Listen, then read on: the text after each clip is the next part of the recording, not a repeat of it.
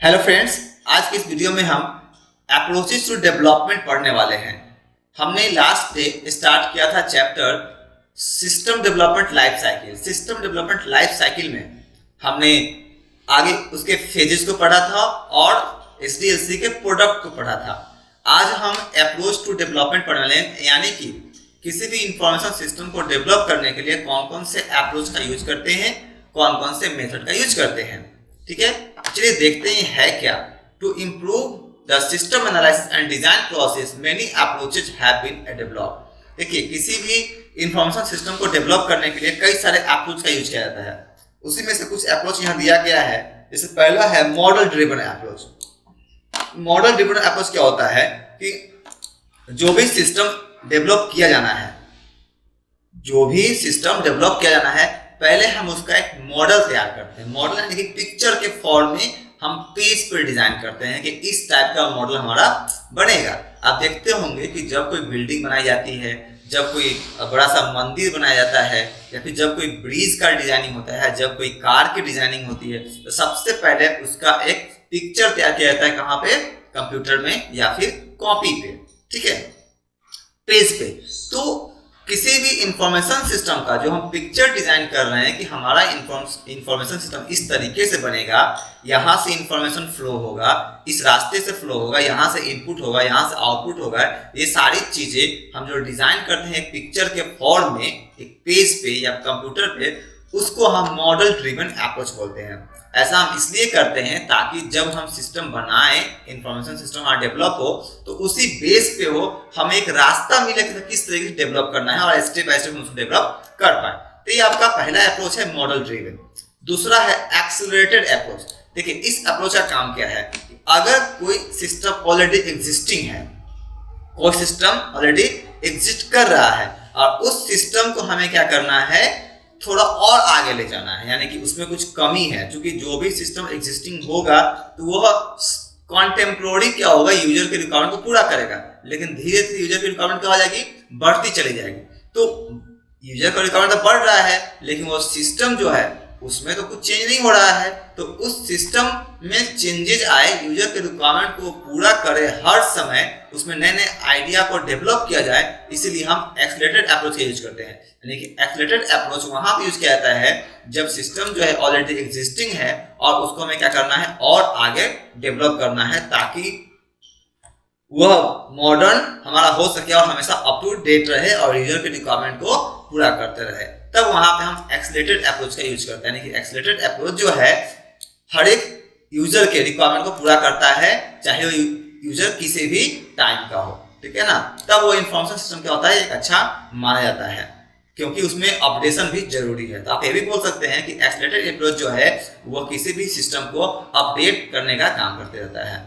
Next है joint application development. ये एक ऐसा अप्रोच है जिसके माध्यम से कई सारे लोग, यानी कि जो सिस्टम में इन्वॉल्व जितने भी मेंबर होते हैं, सारे मेंबर्स जो हैं सिस्टम को बेहतर बनाने के लिए कंटिन्यू कई दिनों तक मीटिंग्स वगैरह हेल्ड करते हैं। ज्वाइंट एप्लीकेशन डेवलपमेंट नाम से कहा जाता है कि इसमें यूजर्स भी होते हैं, मैनेजर्स भी होते हैं और एनालिस्ट भी होते हैं। सारे लोग क्या है, एक साथ मिलकर काम करते हैं।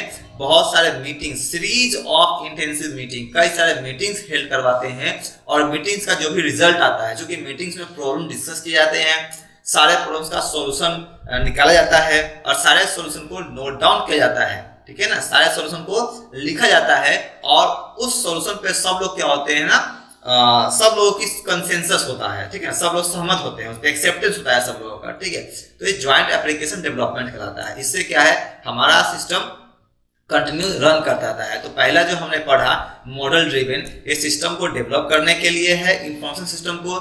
दूसरा जो एक्सेलरेटेड पढ़ा, ये एग्जिस्टिंग सिस्टम को अपडेट करने के लिए है। एंड तीसरा जो हमने ज्वाइंट एप्लीकेशन डेवलपमेंट देखा, यह हमने देखा कि जो एग्जिस्टिंग सिस्टम है उसमें जो रूल्स वगैरह हैं और उसमें कुछ प्रॉब्लम्स ना आए, वो आगे हमेशा बढ़ते रहे, उसमें नए नए रूल्स का इन्वॉल्वमेंट होता रहे। इसके लिए हम क्या करते हैं, ज्वाइंट एप्लीकेशन डेवलपमेंट यूज करते हैं, ताकि सिस्टम हमारा कभी आउटडेटेड ना हो। नेक्स्ट जो है प्रोटोटाइपिंग। प्रोटोटाइपिंग क्या होता है, इसको हम ऐसे समझते हैं। देखिए, जब कोई सिस्टम बनता है तो पहले उसका एक डमी वर्जन तैयार किया जाता है। अगर कोई, जैसे कि आप कोई कंपनी कार बनाती है तो पहले वो टेस्ट कार बनाती है, उस कार को टेस्ट किया जाता है।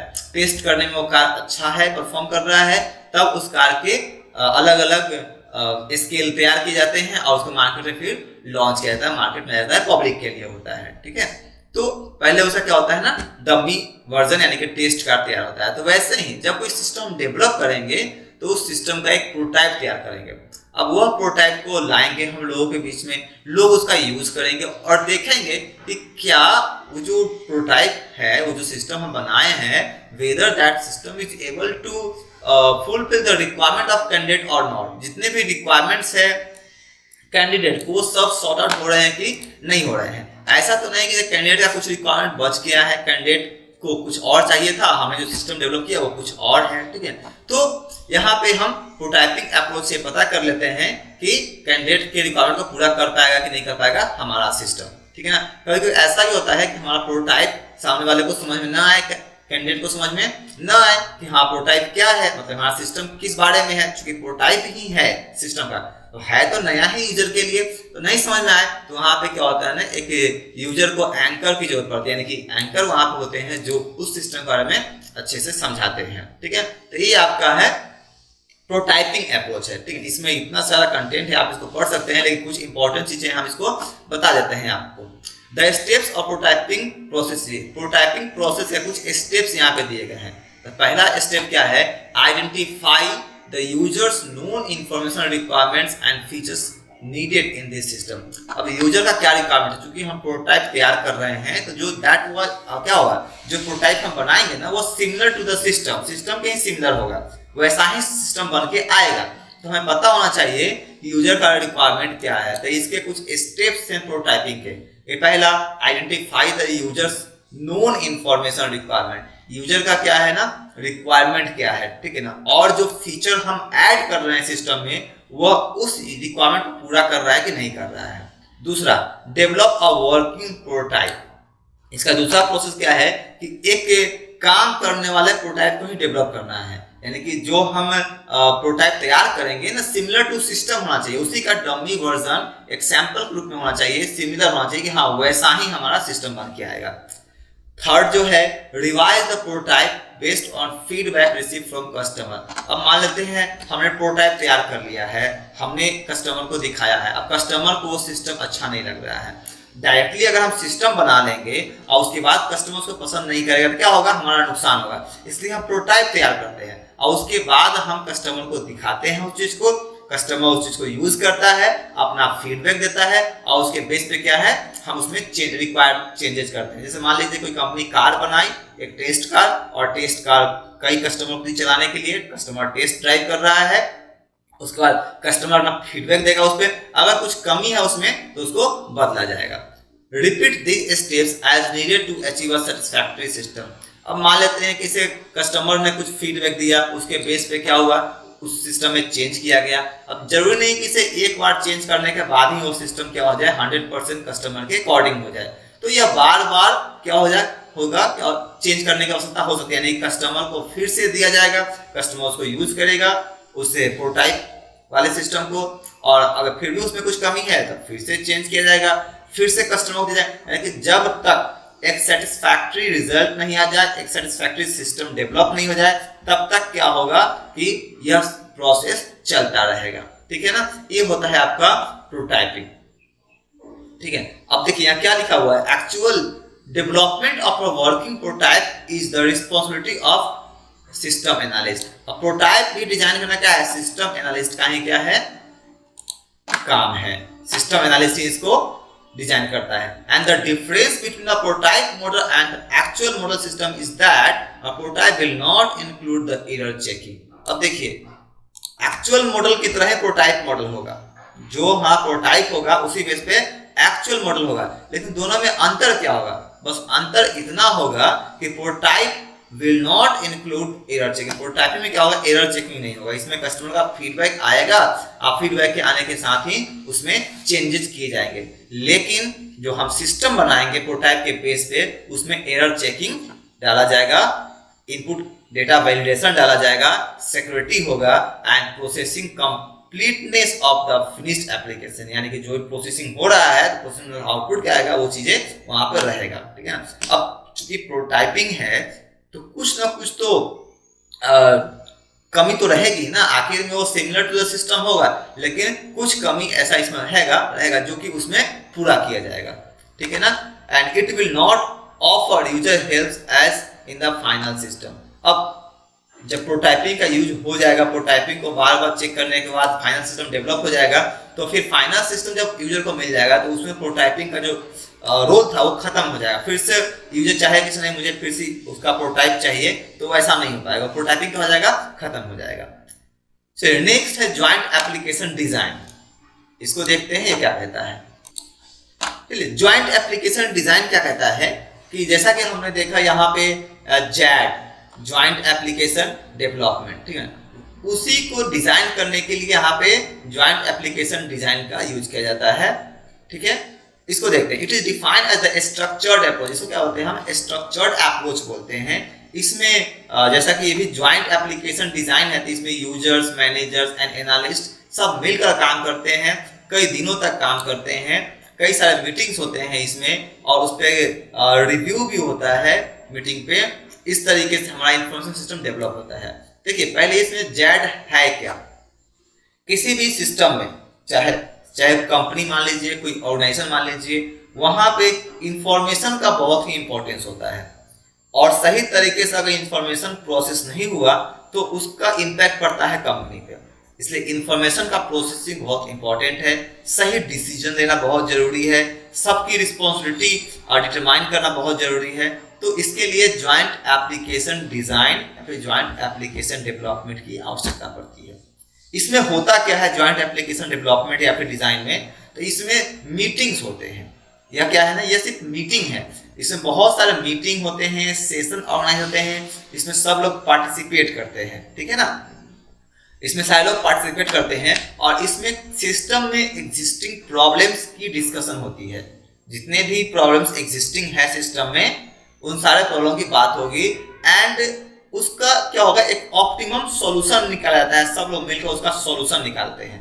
अब हो सकता है वो सॉल्यूशन दो चार लोग पसंद ना पड़े, तो फिर वहां पे क्या होता है ना कि देखा जाता है मेजोरिटी क्या है, मेजोरिटी क्या है, कितने लोग उसको एक्सेप्ट कर रहे हैं उस सॉल्यूशन को जो निकाला गया है। हो सकता है एक दो लोग ना करे तो फिर कोई बात नहीं होती वहां पे, एक दो लोग ना करे तो, लेकिन मेजोरिटी अगर कर रहा है तो फिर उसको एक्सेप्ट कर लिया जाता है, उसको इन्वॉल्व किया जाता है सिस्टम में। इसके कुछ पार्टिसिपेंट्स भी होते हैं, इसमें कई सारे लोग जो इन्वॉल्व होते हैं। तो पहला होता है जैड सेशन लीडर, यानी कि यह वैसा व्यक्ति होता है जो जैड को ऑर्गेनाइज करता है। यानी कि जब हम ज्वाइंट एप्लीकेशन डेवलपमेंट का सेशन या फिर डिजाइन का सेशन ऑर्गेनाइज होगा, मीटिंग ऑर्गेनाइज होगी, तो उसमें एक ऑर्गेनाइजर होगा, वो ऑर्गेनाइजर ही लीडर कहलाता है, वो उसको रन करता है, ठीक है। इसका काम क्या है, पूरे ग्रुप को फैसिलिटेशन देना, यानी कि फैसिलिटेट करना। क्या जेड में क्या क्या सुविधा होनी चाहिए, जैसे मान लेते हैं मीटिंग हो रहा है तो उसमें लंच का व्यवस्था हो, उसमें चेयर्स का व्यवस्था हो, उसमें वाटर का व्यवस्था हो, उसमें टी का व्यवस्था हो, उसमें सबके पास डायरी होनी चाहिए, उसमें पेन का व्यवस्था हो, ठीक है ना, रिकॉर्डिंग होना चाहिए, माइक होना चाहिए, ठीक है ना। तो जितनी भी चीजें आवश्यक है वहां पे, इन सब चीजों को उपलब्ध करवाने का काम क्या होता है, सेशन लीडर का होता है, ठीक है ना। उसका यूजर होता है। तो यूजर क्या है, यह वह व्यक्ति होता है जो कि एक रिप्रेजेंटेटिव के रूप में उस मीटिंग में काम करता है, ताकि उस मीटिंग का क्या आउटकम आ रहा है और वह अपना पॉइंट वहां पे रख सके। ये आप बोल सकते हैं की user of the system under consideration or vital participants in the chat. ये क्या बहुत ही इंपॉर्टेंट होता है। आफ्टर ऑल इसी पे डिपेंड करता है सिस्टम को डेवलप करना, सिस्टम का फीडबैक देना, ठीक है ना। इसलिए यूजर्स का बहुत ही इंपॉर्टेंस होता है वहां पे। यह वाइटल पार्टिसिपेंट्स होते हैं, ठीक है। वह क्या करते हैं, उसको अच्छे से समझते हैं क्या सिस्टम है और क्या उसमें नए अपडेशन हो रहे हैं, बहुत ही इंपॉर्टेंट होता है। मैनेजर्स होते हैं। मैनेजर्स का काम क्या है कि जो मीटिंग हेल्ड हुआ है उसमें क्या क्या नए चेंजेस लाए गए हैं सिस्टम में, उन सारे चेंजेस पे अप्रूवल देना, यानी कि जो नए चीज़ों का इन्वॉल्व हो रहा है, जो नए प्रोजेक्ट को, नए ऑब्जेक्टिव्स को उसमें इन्वॉल्व किए जा रहे हैं, उसको अप्रूवल देना मैनेजर का काम है। बिना मैनेजर के सिग्नेचर के किसी को अप्रूवल नहीं दिया जाता है, उसके स्पॉन्सर होते हैं। अब देखिए मीटिंग में कुछ खर्च होता है, जब तक मीटिंग होगा तो उसमें खर्च होगा। मीटिंग हो सकता है 3 दिन चले, 4 दिन चले, 5 दिन चले, कभी कभी किसी किसी केस में 2 सप्ताह तक चल सकता है, ठीक है ना। तो एक लंबी मीटिंग हो जाती है, सिस्टम के बारे में सोचा जाता है, उसके बारे में विचार किया जाता है, इसमें कंसीडर किया जाता है ताकि सिस्टम को हमारा मतलब हम अपने सिस्टम को अच्छे से आगे बढ़ाते चले, ठीक है। तो स्पॉन्सर का एक बहुत बड़ा रोल हो जाता है वहां पे। यह क्या करता है, उस मीटिंग को स्पॉन्सर करने का काम करता है, यानी कि जितने भी पैसे का एक्सपेंस जो होता है वो ये स्पॉन्सर करता है, ठीक है। अब ये स्पॉन्सर कौन होता है, तो यह उस जो सिस्टम है उस सिस्टम का ऑनर भी हो सकता है, या फिर उसका कोई पार्टनरशिप में काम कर रहा है तो व्यक्ति भी हो सकता है। नेक्स्ट है सिस्टम एनालिस्ट। सिस्टम एनालिस्ट भी वहां पे की पर्सन होते हैं, ये भी एक की पर्सन होता है जो कि बहुत ही इंपॉर्टेंट रोल निभाता है। सिस्टम को मेन डिजाइनिंग तो यही करता है कि जिस तरीके से आउटकम आएगा मीटिंग का, उस तरीके से यह सिस्टम को डिजाइन करेगा, ठीक है। उसके बाद है स्क्राइब। स्क्राइब वह व्यक्ति होता है जो सारे मीटिंग के रिकॉर्ड को मेंटेन करता है। जैसे मीटिंग हो रहा है तो उसमें क्या क्या टॉपिक्स डिस्कस किए गए, उसका क्या सॉल्यूशन आया, इन हर चीज को वह नोट डाउन करता है। नोट डाउन करने के बाद वो उसका एक रिकॉर्ड मेंटेन करता है, ये स्क्राइब होता है। और IS स्टाफ यानी कि इंफॉर्मेशन सिस्टम स्टाफ है, ये वे सारे लोग होते हैं जो एम्प्लॉय होते हैं वहाँ जो काम कर रहे होते हैं, जैसे कि प्रोग्रामर्स हो गए, डेटाबेस एनालिस्ट हो गया, ठीक है ना, डिजाइनर हो गया, उसके बाद टेस्टर हो गए, कोडर हो गए, सब लोग IS स्टाफ में सब लोग आ जाते हैं जो वहाँ पे अवेलेबल होते हैं और उस मीटिंग में अपना वे लोग ओपिनियन देते हैं। तब सिस्टम को एक अच्छे से मतलब सिस्टम को एक सही रास्ते पे डेवलप किया जाता है, और सिस्टम में कुछ कमी है तो उसको दूर किया जाता है, और एक बहुत सारे कुछ प्रॉब्लम्स है तो उसका सॉल्यूशन निकाला जाता है, और उस सॉल्यूशन पे सबकी सहमति ली जाती है, ठीक है ना। तो ये क्या है, जैड यानी कि ज्वाइंट एप्लीकेशन डेवलपमेंट, इसी को हम बोलते हैं, ठीक है ना। ये कह सकते हैं कलेक्शन ऑफ मीटिंग्स, इसको आप बोल सकते हैं। The following are the various benefits of joint application। इसके कुछ बेनिफिट्स यानी कि ज्वाइंट एप्लीकेशन, आप देख रहे हैं यहाँ पे ज्वाइंट एप्लीकेशन डेवलपमेंट लिखा हुआ है और यहाँ पे ज्वाइंट एप्लीकेशन डिजाइन लिखा हुआ है। तो ज्वाइंट एप्लीकेशन डिजाइन ही बोल सकते हैं आप, इसको ज्वाइंट एप्लीकेशन डेवलपमेंट भी बोल सकते हैं। अब देखिए इसके वेरियस बेनिफिट्स, कुछ बेनिफिट्स क्या है, तो actively involve users and management in project development. किसी प्रोजेक्ट डेवलपमेंट में यूजर्स और मैनेजर्स दोनों जो है, मैनेजमेंट दोनों जो है एक्टिव तरीके से इन्वॉल्व होते हैं, यानी कि उनको कहा जाता है कि आपको इसमें इन्वॉल्व होना है। तो reduce the amount of time required to develop the system. इससे क्या होता है, जब एक्टिव मेंबर रहेंगे, एक्टिव तरीके से इन्वॉल्व होंगे, तो जाहिर सी बात है किसी भी चीज को डेवलप करने में समय कम रहेगा। Incorporates prototyping as a means of conforming requirements and obtaining design process। यहाँ भी क्या होता है ना, एक प्रोटोटाइपिंग तैयार किया जाता है, यानी कि जो रिक्वायरमेंट्स बताया गया है, गैदर किया गया है, उसको लेकर एक प्रोटोटाइप तैयार किया जाता है और उसको पहले चेक किया जाता है कि हाँ यह यूजफुल हमारा है कि नहीं है, और फिर उसको फाइनल सिस्टम में इन्वॉल्व किया जाता है। तो वो जो प्रोटोटाइप होता है वो इनकॉर्पोरेट्स होता है, यानी कि वो परमानेंट नहीं होता है, ठीक है। उसको फिर से नए सिस्टम में उसका जो मतलब कि जिस कारण से वो किया जाता है उस सॉल्यूशन को अगर नए सिस्टम में हम डाल दिए हैं तो फिर इसको रिमूव कर दिया जाता है। तो ये दो इसका बेनिफिट है जो कि बहुत ही इंपॉर्टेंट बेनिफिट्स है। आगे हम लोग देखते हैं, नेक्स्ट है पार्टिसिपेटरी डिजाइन। पार्टिसिपेटरी डिजाइन क्या होता है, देखिए इसमें ये भी एक प्रकार का डिजाइन ही है जिसमें यह डिटरमाइन किया जाता है कि कौन कौन से लोग जो हैं उसमें पार्टिसिपेट किए हुए हैं, ठीक है ना। इसमें मेनली क्या बताया जाता है कि जो यूजर्स हैं वो कितना इसमें एक्टिव है, कितना इंपॉर्टेंस है। चलिए देखते हैं क्या कहता है। Participatory design represents a useful alternative approach to SDLC-PD, emphasizes the role of the users much more than other techniques do। देखिए दूसरी चीजों में यूजर का जितना रोल होता है उसकी तुलना में पार्टिसिपेटरी डिजाइन में यूजर का बहुत रोल होता है, ठीक है ना। अब पार्टिसिपेटरी डिजाइन क्यों करते हैं, तो it is useful alternative approach to SDLC-PD। क्या है SDLC-PD का अल्टरनेटिव अप्रोच? SDLC मतलब system development life cycle participatory design, ठीक है ना। इसी का क्या है ना, एक अल्टरनेटिव अप्रोच है जिसको हम PD बोलते हैं, ठीक है ना। इसमें क्या होता है ना, यूजर के रोल पे सबसे ज्यादा एम्फेसाइज यानी कि जोर दिया जाता है। In some cases PD may involve the entire user community in the development process। किसी किसी केस में ऐसा भी हो सकता है कि जितना यूजर है सारे यूजर को उस डेवलपमेंट प्रोसेस में इन्वॉल्व कर दिया जाए, सारे यूजर को इन्वॉल्व, मतलब कि हर बार ऐसा होता नहीं है, लेकिन किसी किसी केस में क्या होता है कि सारे यूजर को क्या कहते हैं उसमें इन्वॉल्व किया जाता है। Each user has equal share in determining system requirements and in approving system design. अब हर और जितने भी यूजर्स उसमें इन्वॉल्व होते हैं, हर एक यूजर के पास अपना इक्वल राइट होता है। उसके पास क्या कुछ सॉल्यूशन है तो वो दे सकते हैं, उसके पास कुछ रिक्वायरमेंट है तो वो बता सकते हैं, ठीक है ना। सबका क्या होता है, इक्वल राइट होता है। In other cases an elected group of users control the process. अब कभी कभी किसी किसी केस में क्या होता है कि पूरे यूजर्स पार्टिसिपेट नहीं करके यूजर्स के द्वारा सिलेक्ट किए गए उसके रिप्रेजेंटेटिव के द्वारा पार्टिसिपेशन किया जाता है, ठीक है ना। यूजर खुद पार्टिसिपेट नहीं करके अपने रिप्रेजेंटेटिव को भेजता है पार्टिसिपेट करने के लिए। This users represent the large community. अब जो मान लीजिए कोई एक यूजर है जो कि 100 लोगों का, 100 यूजर का क्या है, रिप्रेजेंटेटिव है, तो जाहिर सी बात है वो सिंगल यूजर जो है 100 लोगों के प्रेजेंटेशन को दे रहा है, उसकी बातों को वहां पे बता रहा है, उसकी प्रॉब्लम को वहां पे रख रहा है, उसकी रिक्वायरमेंट को वहां पे शेयर कर रहा है, ठीक है ना।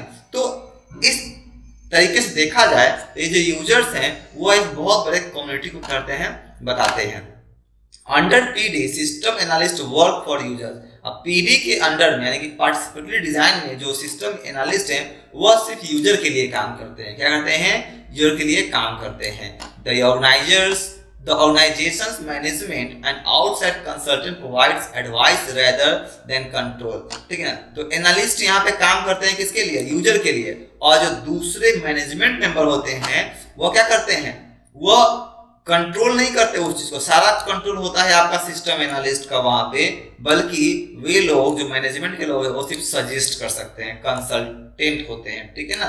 वह एडवाइस दे सकते हैं आपको, ठीक है ना, वो सिर्फ एडवाइस दे सकते हैं। PD is partly a result of the role of labor and management in the workspace। PD जो है आप ये भी कह सकते हैं, जो PD है वह क्या है, तो लेबर और मैनेजमेंट का जो रोल है किसी जगह पे किसी काम को लेकर, उस चीज को क्या करता है, बताता है यहाँ पे। where labor is more organized and more intimately involved with technology changes, जिसमें लेबर के पॉइंट ऑफ व्यू से सब कुछ होता है, यानी कि जो काम करने वाले श्रमिक होते हैं उनके पॉइंट ऑफ व्यू से सिस्टम में चेंज किया जाता है, ना कि ऑर्गेनाइजर के मैनेजमेंट के पॉइंट ऑफ व्यू से। यानी कि यहाँ पे जो सबसे पार्टिसिपेटरी डिजाइन जो होता है सिस्टम में, इसका एकमात्र इंपॉर्टेंस यह हो गया कि इसमें जो यूजर्स होते हैं वो इस यूजर्स को बहुत ज्यादा वैल्यू दिया जाता है। इसमें यूजर के बेस पे ही सारे चेंजेस होते हैं और वो चेंजेस एनालिस्ट करता है, ठीक है ना। तो ये है पार्टिसिपेटरी डिजाइन। नेक्स्ट है रोल ऑफ सिस्टम एनालिस्ट। तो रोल ऑफ सिस्टम एनालिस्ट के लिए ऑलरेडी मैंने एक वीडियो बनाया था जो कि सेकंड चैप्टर से रिलेटेड था, आप उस वीडियो को देख सकते हैं, जिसमें हमने पढ़ा था सिस्टम एनालिस्ट के रोल को पढ़ा था, सिस्टम एनालिस्ट के क्वालिफिकेशन को पढ़ा था, और साथ ही साथ उसके क्या क्या स्किल्स होते हैं उसको हमने पढ़ा था। अब यहाँ भी वही चीज लिखा गया है कि सिस्टम चेंज एजेंट की तरह काम करता है, इन्वेस्टिगेटर मॉनिटर की तरह काम करता है, आर्किटेक्ट की तरह काम करता है, एंड साइकोलॉजिस्ट हो गया, मोटिवेटर हो गया, इंटरमीडिएरी हो गया, ठीक है ना। उसके बाद देखिए यहाँ पे क्वालिफिकेशन ऑफ सिस्टम एनालिस्ट। तो ये सब ऑलरेडी मैंने एक वीडियो में बता दिया हुआ है, जो कि मेरे समझ से सेकेंड चैप्टर का वीडियो है, तो थर्ड वीडियो या फोर्थ वीडियो होगा, ठीक है ना। तो आप उसको वहां पे देख सकते हैं। इस वीडियो को हम यहीं पे खत्म करते हैं। हमारा जो SDLC चैप्टर है वो चैप्टर खत्म हो चुका है, ठीक है, वो चैप्टर खत्म हो गया है। अब देखिए SDLC जो चैप्टर है चैप्टर खत्म हो गया है।